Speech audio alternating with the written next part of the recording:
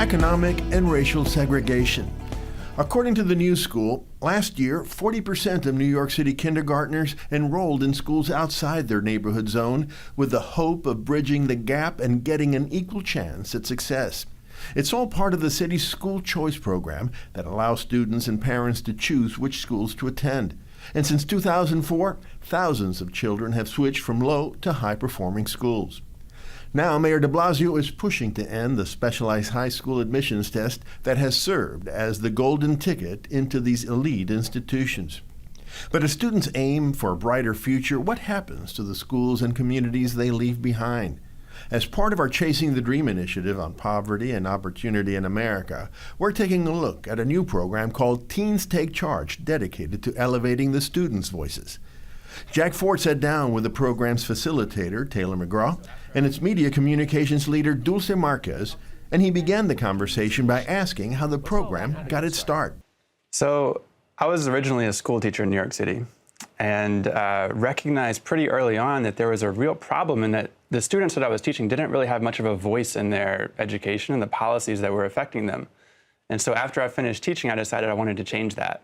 And I linked up with a guy, my co-founder, Adrian, and we decided we're going to do a podcast, right? So I've got my podcast equipment. I start going to high schools around New York City, interviewing students about their education.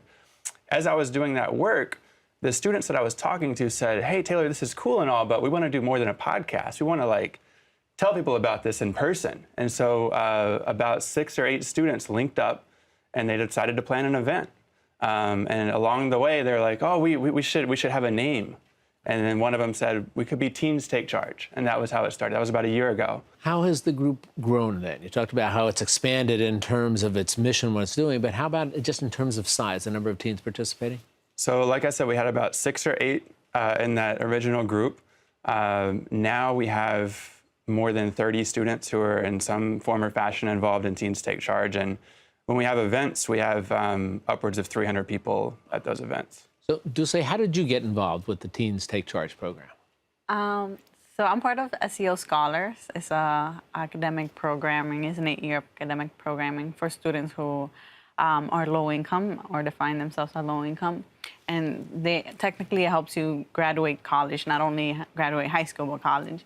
And so Taylor is actually an instructor at SEO, and he came in I believe around August, introduced the senior class, the upcoming senior class, about Teens Take Charge.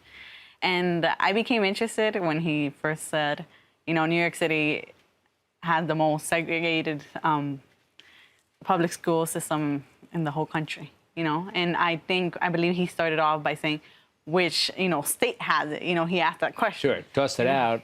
And were you surprised when he said New York? I was completely surprised.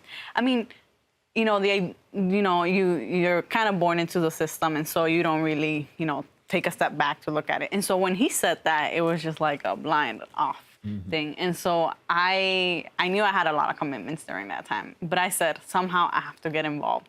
And so I had a camera, and so I told Taylor I could be your photographer, All right. And you've gone on to be, as I said, media communications. You were telling me all the things you do in social media there. So obviously you've become very involved in this. I'm going to come back to you in one second about that. But Taylor, let's come back to the issue that we introduced here in terms of the idea of moving out of your neighborhood zone to go someplace else.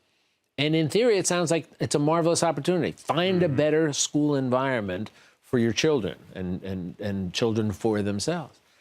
Were you surprised when you saw the results of the New School study and what it's suggesting in terms of the percentage, how many people are leaving their schools to go someplace else? I wasn't surprised, but I think that's because I've known about the issue for a while, and I taught in a charter school, which is what a lot of families are leaving for, right? But I think your question at the beginning was a good one. What happens to the schools that are left behind? Right. What happens to the students that are in schools that are consistently low performing that kids are leaving out of, right? And I think when we talk about school choice, we often talk about it in the elementary school. But in fact, really the nation's largest experiment in school choice is happening in New York City's high schools. There are no school zones for high school, so every student is exercising choice when it comes to high school.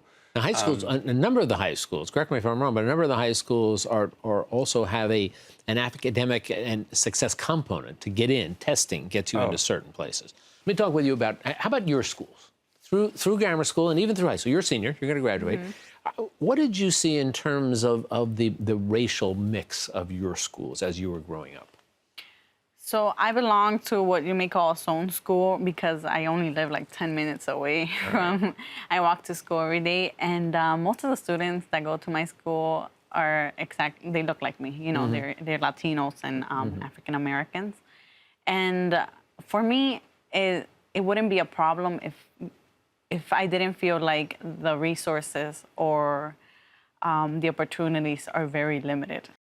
Well, it's an interesting issue. As we talked about, you would think on the surface it sounds like it's a wonderful opportunity for some students, and indeed it is, but what happens to those that remain behind? It's something I think we're going to be struggling with in the meantime. Dulce, you're graduating, heading off to NYU next year. Congratulations to you, and congratulations on your involvement with Teens Take Charge, and hopefully, and your involvement with it, Taylor, also, hopefully that will continue to grow because we need to hear your voices. Voice of young reason. Yes, which we will do. be helpful.